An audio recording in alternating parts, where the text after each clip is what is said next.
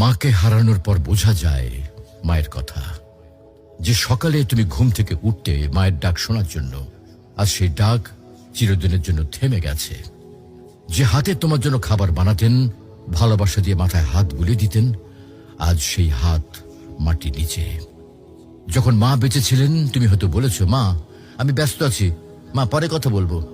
কিন্তু আজ তুমি সময় পেলেও আর সেই কথা শোনানোর মানুষটি নেই। আজ তুমি চাইলে আর মাকে ফোন করে বলতে পারবে না, মা আমি পৌঁছে গেছি।